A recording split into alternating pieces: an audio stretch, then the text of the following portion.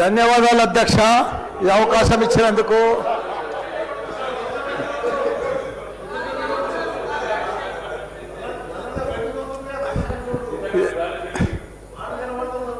సరే, పెళ్ళికి వచ్చినా రాకున్నా కానీ ఒక అధ్యక్ష చాలా బాధాకరంగా ఉన్నది, చాలా ఇబ్బందికరంగా ఉన్నది. మా ఇన్ఛార్జ్ మంత్రి వల్లనే నాకు. ఎందుకంటే నేను సురువులా మా శ్రీధర్ బాబు మాకు ఇన్ఛార్జ్ వస్తా అంటే నాకు మంచి మిత్రుడు ఆయన. నాకు అప్పుడు ఆయన మంత్రి ఉన్నప్పుడు 2009లో నా కాలేజీలకు హెల్ప్ కూడా చేసిండు ఆయన. కానీ అట్లా వచ్చినందుకు ఇప్పుడు మళ్ళీ మాకు ఇన్ఛార్జ్ మంత్రి అయినందుకు చాలా హ్యాపీగా ఫీల్ అయినా.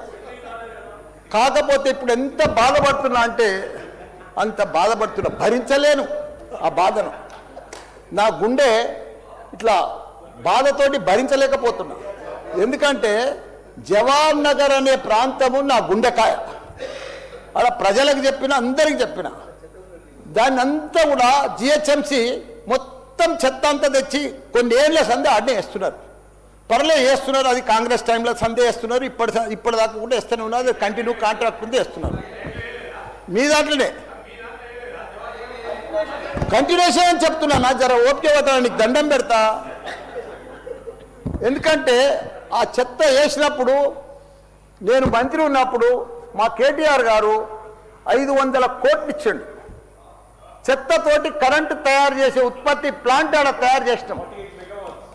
దాన్ని అది కాకుండా 144 కోట్లతోటి క్యాపింగ్ పెట్టిన, మొత్తం మట్టి పోసి గడ్డి పెట్టి అది గుట్ట లెక్క తయారు చేసినాం.